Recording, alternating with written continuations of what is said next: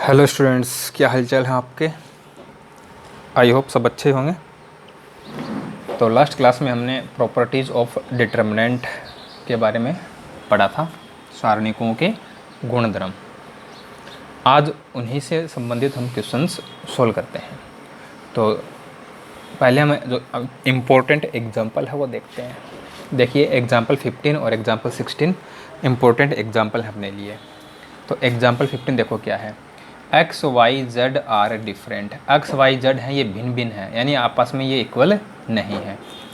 And ये दिया हुआ है, ये कोई डिटर्मिनेंट है जिसको हमने डेल्टा बोला है, इसकी वैल्यू क्या है, 0 है। तब हमें प्रूव करना है, सिद्ध करना है 1 + एक्स वाई जेड = 0। तो इस डिटर्मिनेंट की वैल्यू 0 दे रखी है और यहाँ से हमें ये लेके आना है। ठीक है, तो चलिए इसको हम सोल्व करते हैं। अब देखिए, इस डिटर्मिनेंट की वैल्यू फाइंड करनी है बस अपने को, तो और इक्वल 0 पुट करना है, उसी से हमें जो प्रूव करना है वो मिल जाएगा।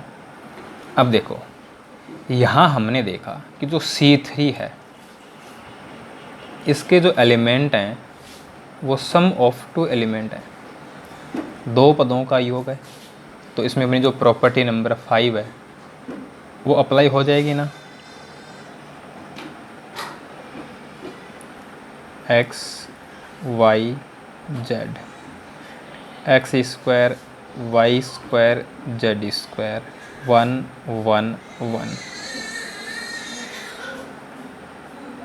Plus x Y Z x² y² z² x³ y³ z³ = 0। तो डिटर्मिनेंट को हमने सम ऑफ 2 डिटर्मिनेंट लिख दिया, 2 सारणिकों का योग लिख दिया। अब इसको आगे सोल्व करें तो देखो, सेकंड जो डिटर्मिनेंट है इसको देखो, दूसरे सारणिक में R1 में x कॉमन आ रहा है ना, R2 में y कॉमन आ रहा है और R3 में z कॉमन आ रहा है।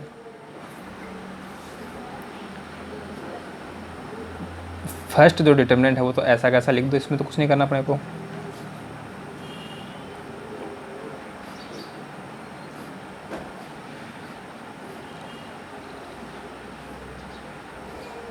प्लस R1 से x को बनाया, R2 से y को बनाया, R3 से z को बनाया, तो ये जाएगा 1x x², 1y y², 1z z²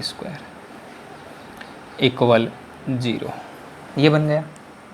अब देखो, इस डिटर्मिनेंट और इस डिटर्मिनेंट, इन दोनों डिटर्मिनेंट को देखें तो देखो यहाँ 1 1 1, ये रहा 1 1 1, x Y Z x² y² z², x² y² z², यानी दोनों में जो कॉलम हैं वो सेम है, लेकिन उनका जो स्थान है वो अलग अलग है। यानी ये जो कॉलम है यहाँ C3 है, लेकिन यहाँ क्या है, C1 है। यहाँ एक्स वाई जेड है वो C1 है, यहाँ क्या है, C2 है। यदि दोनों सेम बन जाएं तो दोनों डिटर्मिनेंट सेम हो जाएंगे, और दोनों डिटर्मिनेंट सेम हो जाएंगे तो यहाँ से जो डिटर्मिनेंट है वो कॉमन बन सकता है। ठीक है, तो हम क्या करते हैं, या तो इसमें या फिर इसमें कॉलम चेंज कर लेते हैं। ठीक है, तो इन सेकंड डिटर्मिनेंट, चाहे फर्स्ट में कर लो कोई दिक्कत नहीं है वो तो, ठीक है ना। दूसरे सारणिक में 1 1 को लेके आना है हमें यहाँ C3 पे, तो C1 इंटरचेंज C3। ठीक है, यहाँ जाएगा x² y² z², यहाँ जाएगा 1 1 1 1 1, ये तो अपनी जगह ठीक हो गया, लेकिन x² y² z² ये चाहिए हमें C2 के स्थान पर। तो ये जो ऑपरेशन है ये अप्लाई होने के बाद C1 इंटरचेंज C2, पहले ये ऑपरेशन अप्लाई होगा, उसके बाद में ये होगा x y z x² y² z² 1 1 1 plus x Y Z अब देखो हमने एक प्रॉपर्टी पढ़ी थी कि कोई भी दो रो हों चाहे कोई भी दो कॉलम हों, उनको यदि हम इंटरचेंज करते हैं तो डिटर्मिनेंट का साइन चेंज हो जाता है, सारणिक का चिन्ह बदल जाता है। तो इसका मतलब यहाँ तो चिन्ह बदलेगा यानी माइनस हो जाएगा, लेकिन ये प्रॉपर्टी दोबारा लगेगी तो यहाँ भी माइनस हो जाएगा। तो माइनस माइनस क्या बन जाएगा, प्लस बन जाएगा। तो यहाँ आ जाएगा X Y Z X square Y square Z square 1 1 1 equal 0। अब ये डिटर्मिनेंट कॉमन हो गया।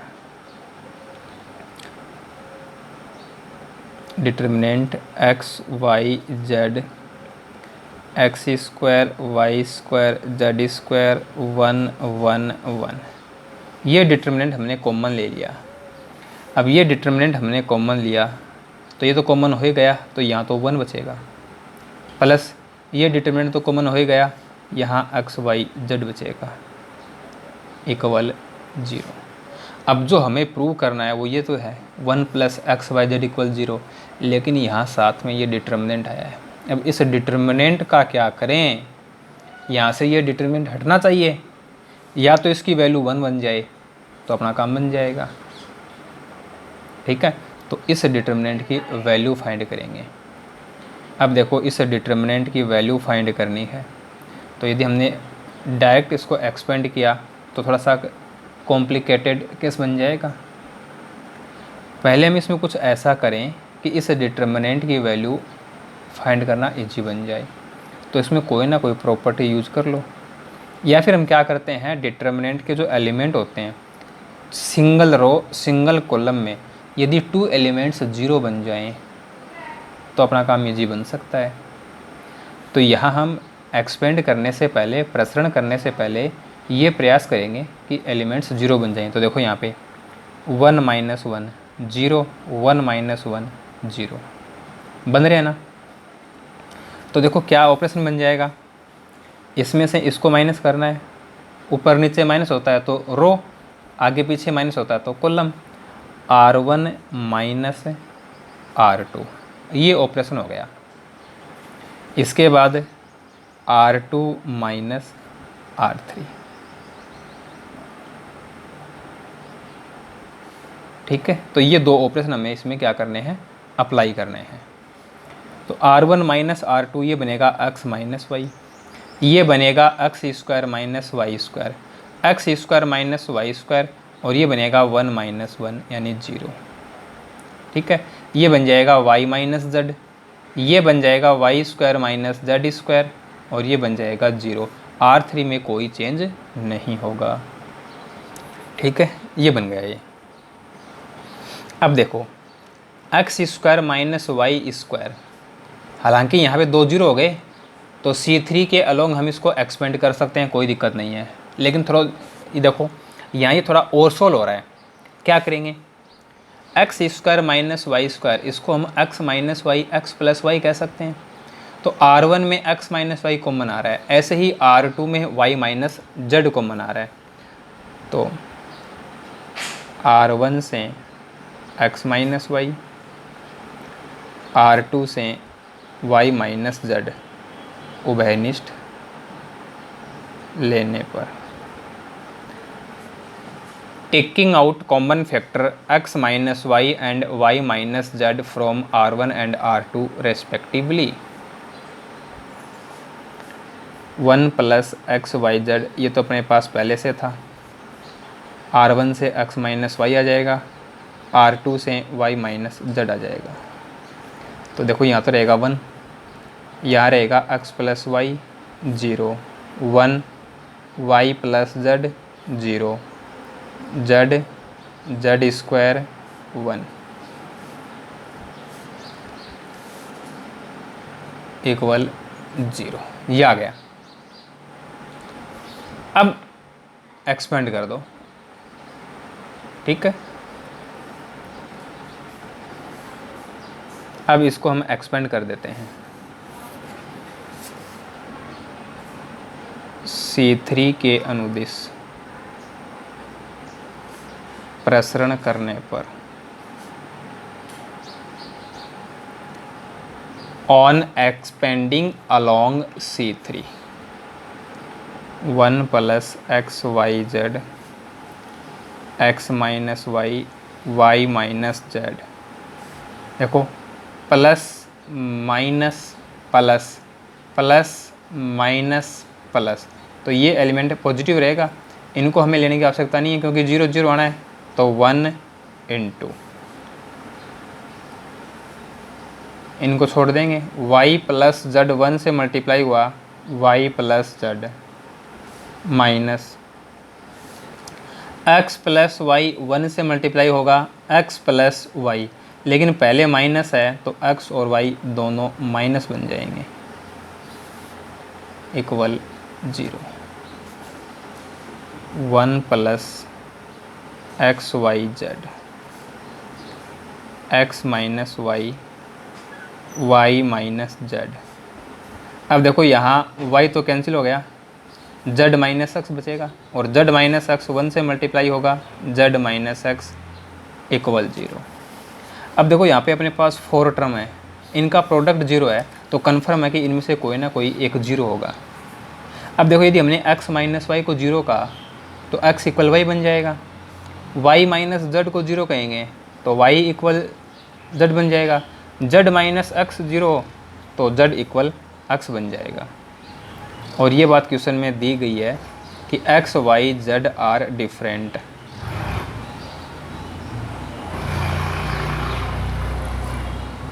x y z डिफरेंट हैं, इक्वल नहीं हैं।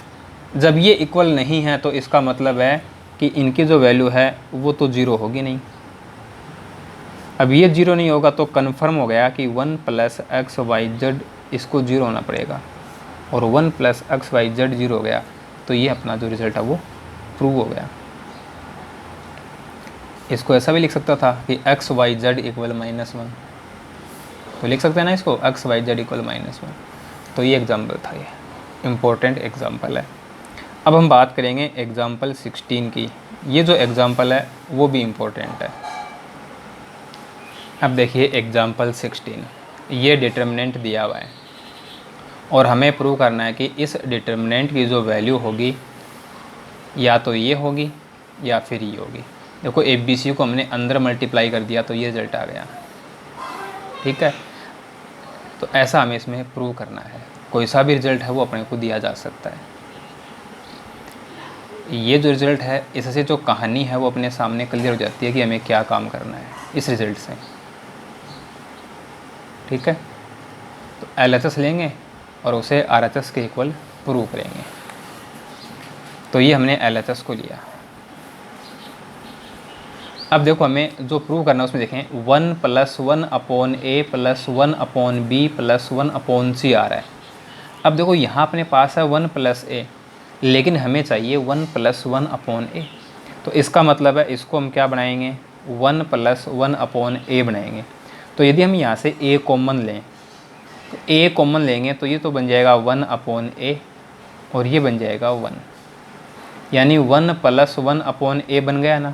अब ऐसा तो है नहीं कि कोई सिंगल एलिमेंट है उसमें से हमने कॉमन ले लिया, या तो पूरी रो में से कॉमन आएगा या पूरे कॉलम में से कॉमन आएगा। तो यदि हम R1 से कॉमन लें तो यहाँ 1 अपॉन A बन जाएगा, यहाँ 1 अपॉन A बन जाएगा, कोई दिक्कत नहीं है। ऐसे ही R2 से हम B कॉमन लें तो यहाँ 1 अपॉन B बन जाएगा, ये 1 अपॉन B, ये 1 अपॉन B। और R3 से C common, R1 R2 R3 से क्रमशः A B C उभयनिष्ठ लेने पर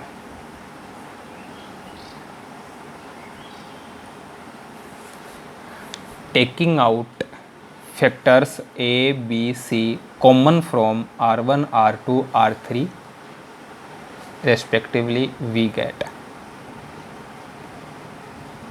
अब देखो बाहर तो अपने पास ABC आ गया, R1 से A, R2 से B, R3 से C कॉमन लिया ना तो ABC बन गया। ये बन जाएगा 1 + 1 अपॉन A, R2 में ये बन जाएगा 1 अपॉन B और ये बन जाएगा 1/c। यह बन जाएगा 1/a, ये बन जाएगा 1 + 1/b, ये बन जाएगा 1/c, ये बन जाएगा 1/a, 1/b, 1 + 1/c, ये आ गया। अब देखो यहाँ बाहर ABC है, ABC बन गया। अब यहाँ देखो 1 + 1/a + 1/b + 1/c, ये 1 रहा, ये 1/a है, ये 1/b है, ये 1/c है। इन सभी को हमें क्या करना है, ऐड करना है, इनको जोड़ना है। तो R1 + R2 + R3 ऑपरेशन हो गया। R1 में R1 + R2 + R3 ऑपरेशन लगा दो।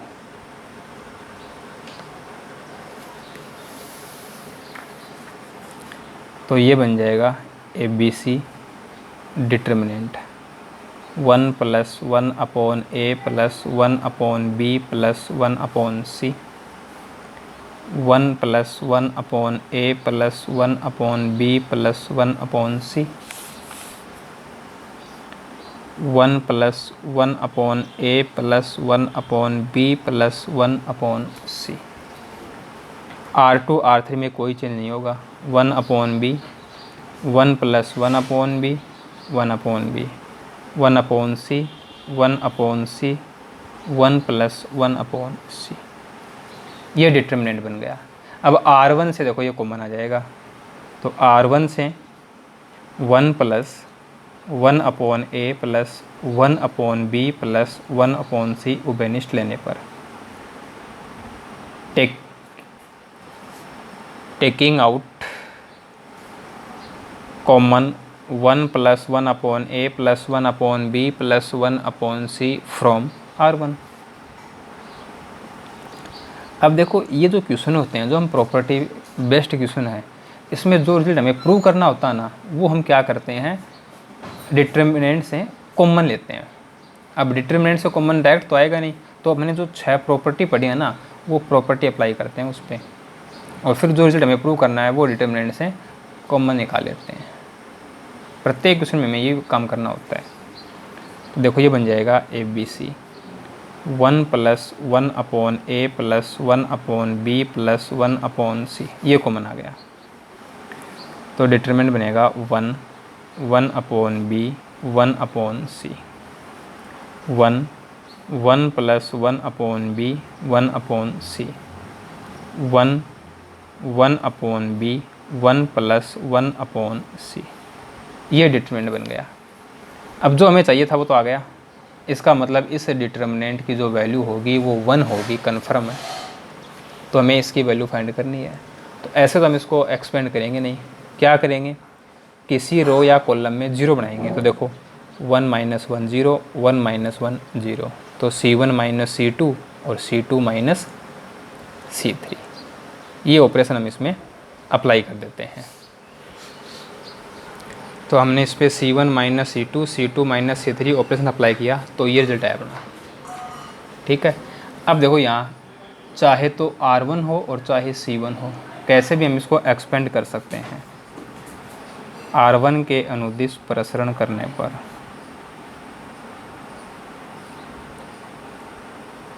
Expanding along R1 ABC × 1 + 1/a + 1/b + 1/c ×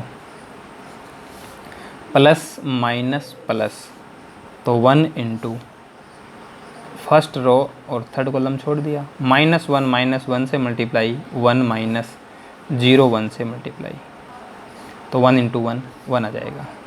तो ये बन जाएगा ABC × 1 + 1/a + 1/b + 1/c। यदि अकेला ये रिजल्ट दिया गया होता तो हम लिख देते कि इक्वल RHS। अब ABC को अंदर मल्टीप्लाई कर दो, तो ये बन जाएगा ABC + BC + CA + AB, और यहीं अपनी क्या है, RHS है। ठीक है, ये प्रूव हो गया। अब देखिए एक्सरसाइज 4.2 के क्वेश्चन सॉल्व करते हैं। Using the property of determinants and without expanding, property use करनी है, एक्सपेंड नहीं करना है। एक्सपेंड नहीं करना, सिर्फ प्रॉपर्टी ही यूज़ करनी है। क्वेश्चन नंबर 1 to 5 और ये हमें प्रूव करने हैं रिजल्ट। तो फर्स्ट क्वेश्चन LHS लेकर चलते हैं और प्रॉपर्टी यूज करेंगे और इसकी वैल्यू हमें 0 लेके आएंगे। अब देखिए हमें इस डिटर्मिनेंट की वैल्यू 0 लेके आनी है। अब 0 कब होता है? प्रॉपर्टी देखो कि डिटर्मिनेंट की वैल्यू 0 कौन सी प्रॉपर्टी बताती है कि जब कोई भी दो रो या कोई भी दो कॉलम सेम हो या प्रोपोर्शनल हो तो डिटर्मिनेंट की वैल्यू 0 होती है। तो यहाँ देखो x और यहाँ a है और यहाँ x प्लस a है। यदि हम इन दोनों को ऐड कर दें तो x प्लस a बन जाएगा ना। ये भी x प्लस a, ये भी x प्लस a। यहाँ देखें y प्लस b, ये बनेगा z प्लस c। तो जो C1 और C3 होगा वो सेम हो जाएगा और C1 C3 सेम हो जाएगा तो डिटर्मिनेंट की वैल्यू 0 बन जाएगी। या फिर हम इसमें प्रॉपर्टी 5 लगा देंगे, इसे दो डिटर्मिनेंट के सम के फॉर्म में लिख देंगे, दो सारणिकों के योग के रूप में लिख देंगे। ठीक है, कैसे भी कर सकते हैं। तो C1 प्लस C2 ये ऑपरेशन लगा दो इस पर। x plus a, y plus b, z plus c, a b c, x plus a, y plus b, z plus c। अब देखो C1 और C3 दोनों क्या हो गई? सेम हो गई। तो इसकी जो वैल्यू होगी वो क्या हो जाएगी? 0। और ये किसके इक्वल है? RHS के। C1 व C3 समान है या फिर इसको हम बोलते हैं सर्वसम है। ठीक है, C1 एंड C3 आइडेंटिकल, तो डिटर्मिनेंट की वैल्यू 0। अब देखो क्वेश्चन नंबर 2, इसकी वैल्यू 0 प्रूव करनी है। अब देखो इसमें प्रॉपर्टी 5 नहीं लगेगी, है ना। अब देखो यदि हम इन तीनों को ऐड करते हैं तो B से B, C से C, A से A कैंसिल हो जाता है, यानी यहाँ पे हमें 0 मिलता है। फिर यहाँ ये ऐड होते हैं तो यहाँ सारे एलिमेंट है वो कैंसिल हो रहे हैं, यानी यहाँ हमें 0 0 0 मिलेगा। और C1 के अंदर जब तीनों ही एलिमेंट 0 बन जाएंगे तो डिटर्मिनेंट की वैल्यू 0 हो जाएगी, है ना। किसी भी रो या किसी भी कॉलम में यदि सभी एलिमेंट 0 हैं तो 0 आना है। तो C1 पे लगा दो ऑपरेशन, क्या? C1 plus C2 plus C3, चाहे R1 plus R2 plus R3 लगा दो। R1 में सारे एलिमेंट 0 बन जाएंगे तो ये बन जाएगा 0 0 0, B minus C, C minus A minus B, C minus A minus B minus C। ये आ गया। C1 में भी लगा सकते हैं, R1 में भी लगा सकते हैं, दोनों पे अप्लाई हो रही है, चॉइस अपनी है। ठीक है, तो इसकी जो वैल्यू है वो बन गई 0 और यहीं अपनी क्या है? RHS है। ये प्रूव हो गया। अब देखिए क्वेश्चन नंबर 3। क्वेश्चन नंबर 3 है, उसमें हमें ये डिटर्मिनेंट दिया हुआ है और हमें प्रूव करना है कि इसकी जो वैल्यू होगी वो 0 होगी। 0 प्रूव करना है तो या तो कोई भी दो रो या दो कॉलम है वो सेम या प्रोपोर्शनल बन जाए, या किसी रो या किसी कॉलम के सारे एलिमेंट 0 बने, तभी डिटर्मिनेंट की वैल्यू 0 आती है। एक्सपेंड करना है नहीं, वरना तो हम इसको एक्सपेंड कर देते, अपने आप ही 0 बन जाता। तो यहाँ देखो 7 को 9 से मल्टीप्लाई कर दिया, 63 हो गया ना। और 63 को 2 में ऐड कर दिया या 2 को 63 में ऐड कर दिया, 65 बन गया। 65 यहाँ ये भी 9 से मल्टीप्लाई होगा, 72, और 3 को इसमें ऐड कर दिया, 75। 9 से मल्टीप्लाई हुआ, 81 बन गया। 5 81 में ऐड हो गया, 86 बन गया। 86 यानी C2 और C3 या फिर C1 और C3 सेम हो जाएंगे। तो चाहे तो ऑपरेशन है वो C1 पे लगा दो और चाहे ऑपरेशन है वो C2 में लगा दो। C1 में लगाएंगे तो क्या बनेगा C1 प्लस 9C2, और C2 पे लगाएंगे तो 9C2 प्लस C1 बनेगा, और C3 में से माइनस कर दें तो C3 minus C1 minus 9C2, ऐसा बोलेंगे। तो 3 ऑपरेशन बन रहे हैं, कोई सा भी ऑपरेशन लगा दो। C3 minus 9C2 minus C1, ये ऑपरेशन हमने इस पे अप्लाई कर दिया। तो C1 C2 में तो कोई चेंज नहीं होना। 2 3 5 7 8 9, अब देखो 65 में से माइनस करना है, ये 63 बनेगा और ये 2 बनेगा।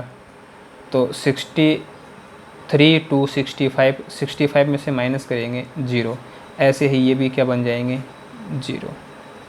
तो C3 के सारे एलिमेंट 0 बन गए, तो डिटर्मिनेंट की वैल्यू क्या बन गई 0, और ये अपनी क्या है RHS।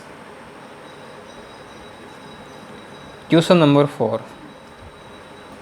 अब देखिए क्वेश्चन नंबर 4, ये डिटर्मिनेंट दिया हुआ है और प्रूव करना है कि इसकी वैल्यू 0 है। इसको मल्टीप्लाई करके लिख दें 1 1 1 BC CA AB, तो ये बन जाएगा AB प्लस SC, ये बन जाएगा BC प्लस BA, और ये बन जाएगा CA प्लस CB, ये बन जाएगा ये डिटर्मिनेंट। अब देखो इन दोनों को ऐड करते हैं तो AB plus BC plus SC, AB plus BC plus SC, AB plus BC plus SC, तीनों एलिमेंट सेम बन जाएंगे ना। C2 प्लस C3 कर दो, या C3 प्लस C2 कर दो, वो तो एक ही बात है। तो C3 प्लस C2 संक्रिया से बाई C3 प्लस C2, तो ये बन जाएगा 1 1 1 BC CA AB, ये बन जाएगा AB plus BC plus CA, AB plus BC plus CA, AB plus BC plus CA। अब यहाँ से AB plus BC plus CA common आ जाएगा ना, या ऐसा कहें कि देखो यहाँ इनका रेशियो लो 1 आ रहा है, इनका रेशियो लो 1 आ रहा है, तो ये क्या हो गई समानुपाती। C3 से AB plus BC plus CA उभयनिष्ठ लेने पर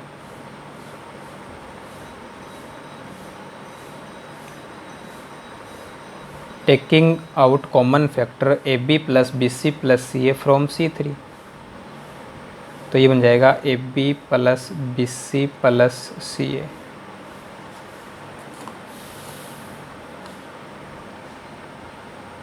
वन वन वन, यह है BC CA AB, और ये कॉमन हो गया तो यहाँ भी 1 1 1। अब देखो C1 और C3 दोनों सेम है ना, तो डिटर्मिनेंट की वैल्यू 0, और ये अपनी क्या है RHS। C1 व C3 सर्वसम है, समान है। C1 and C3 are identical. Question number 5 देखो, 5 में हमें प्रूव करना है कि इस डिटर्मिनेंट की जो वैल्यू है वो ये डिटर्मिनेंट होगा। यहाँ पे 0 नहीं है। अब देखो यहाँ 2 आ रहा है, तो इसका मतलब किसी रो या किसी कॉलम से 2 है वो कॉमन आएगा, तभी यहाँ 2 बनेगा। अब देखो इनको यदि हम ऐड करते हैं तो ये तो तीनों अलग अलग हैं, कोई मतलब नहीं है। इनको ऐड करते हैं तो A भी 2 बार है, B भी 2 बार है और C भी 2 बार है, तो यहाँ बन जाएगा twice of A plus B plus C। ये देखो ये यहाँ बन जाएगा twice of P plus Q plus R, यहाँ बन जाएगा twice of X plus Y plus Z। तो R1 में 2 कॉमन हो जाएगा ना, तो पहले हम इस पे ऑपरेशन लगाएंगे R1 plus R2 plus R3। R1 plus R2 plus R3 से R1 से 2 कॉमन आ जाएगा। ठीक है, हमने LHS ले लिया और इस पर ऑपरेशन लगा दिया R1 में कि R1 plus R2 plus R3 twice A plus B plus C twice A plus B plus C twice A plus B plus C C plus A plus B R plus P plus Q Z plus X, अरे sorry ये same लिख दिया, यहाँ आएगा P plus Q plus R और यहाँ आएगा X plus Y plus Z।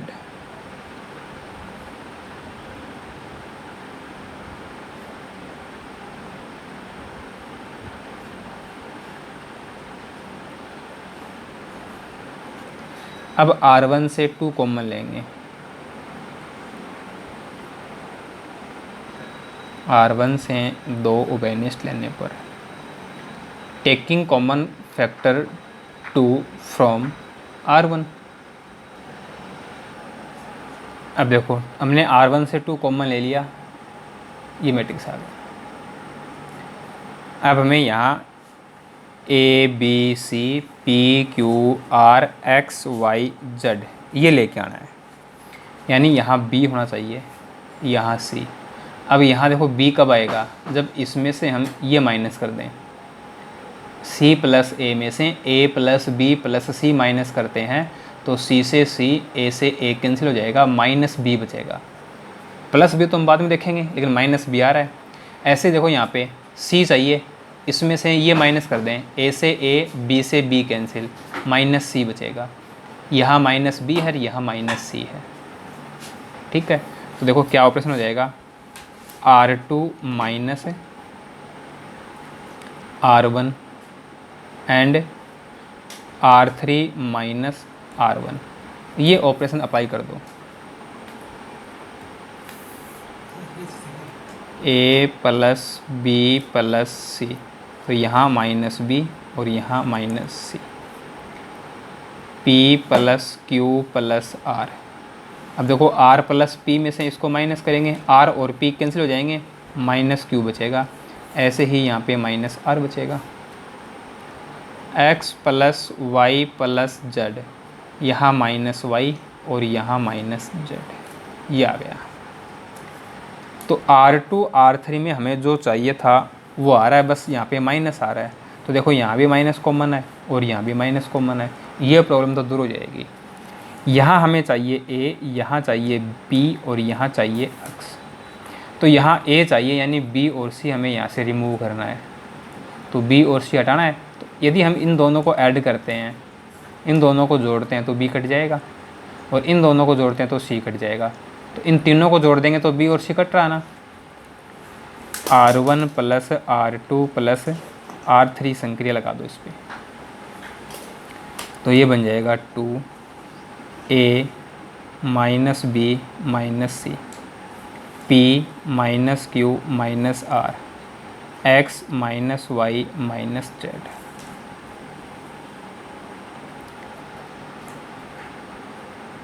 अब R2 व R3 से -1 कॉमन ले लो, taking -1 common from R2 and R3। R2 से माइनस कॉमन आएगा तो ये -2 बन जाएगा, फिर यहाँ से माइनस कॉमन आएगा तो ये माइनस माइनस प्लस हो जाएगा 2। A B C P Q R X Y Z, और ये अपनी क्या है, RHS है। ये इसमें प्रूव हो गया।